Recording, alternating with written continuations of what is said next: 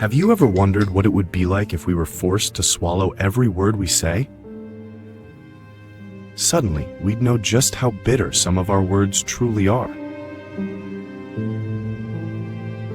Sometimes, out of anger or pride, we say things that cut deep, never stopping to realize the pain we leave in others' hearts.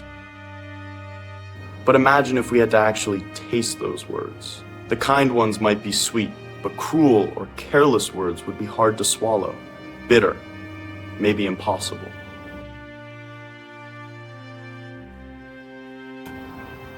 That's why we must think before we speak.